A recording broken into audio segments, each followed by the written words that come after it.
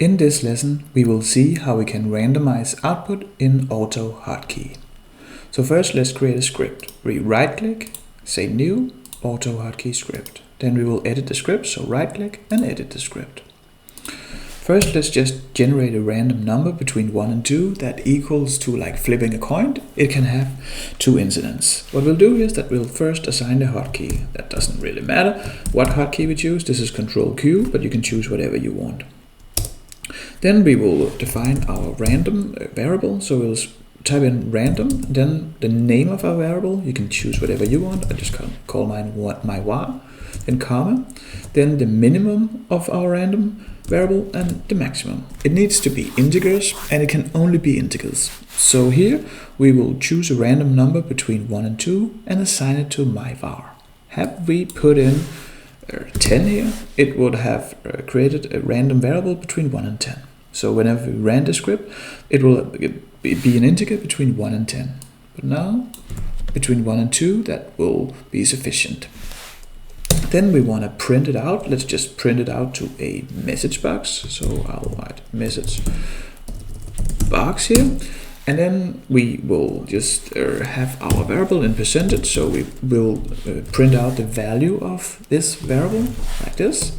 And then we will have a return. So Ctrl S for save. We will double click to activate it.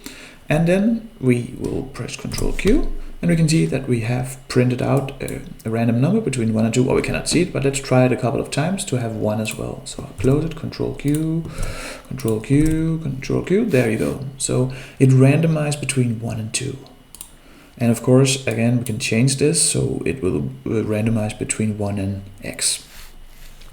So now let's say that we want to print out, whenever we type in A, we want to print out B and C by random. So it will look like this. First we will create a Hotstring, and that looks like this. So whenever we type in A, we want to have a random B and C.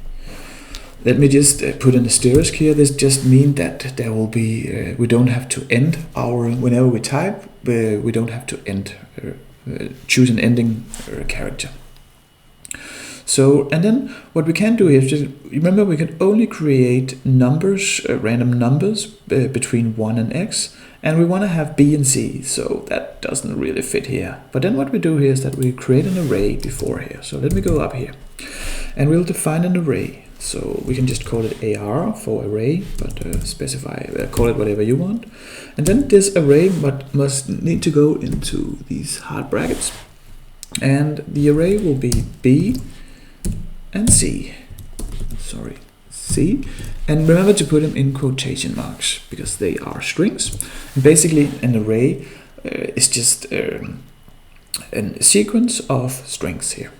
So now we have this array, and we have this random number here, so it generates between 1 and 2. And what we can do here is that, let me just say that we want to type it into a text document. Then we'll say send input here, then percentage. And now here what we'll do is that we'll just say an array, because we want to choose from up here. And remember, when we do this array, then we can have the hard brackets here, and then we can specify a number. So if we say 1, then we can have, then it will be B. And if we say 2, then it would be C. And what we do here, the smart trick is that we'll just assign our my var here. So because we know that that is a random number between 1 and 2. So now we have randomized this. Whenever we typed A, it would either be B and C. And we can see this here. Let me save it. Double click to update the script. Click yes. And I will open a notepad here. Like this. Let me go up here. And now we are ready. So I can just type in A. That'll be B. I can type in a lot of A's. And we can see that it randomizes between B and C. Fine.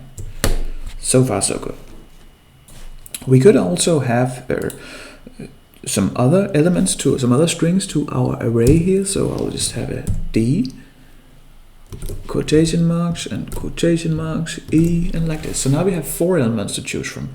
And we'll just change this to a 4. So now it randomizes between 1 and 4. And this picks the element of the array from this variable. So let me save it. update the script like this.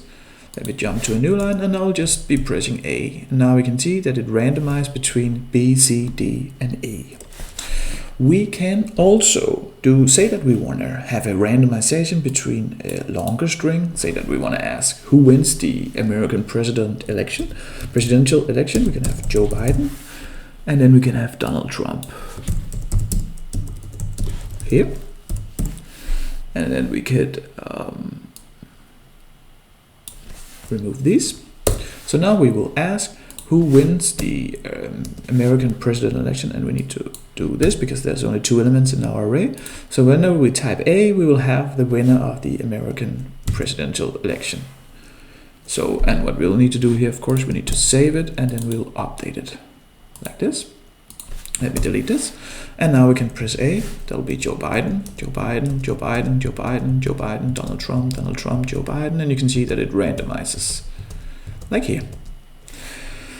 Say that we want to have between numbers here, random numbers. It's just the same syntax. Instead that we use quotation mark for strings, but we don't. So we can have a random number between 1, 2, and 3.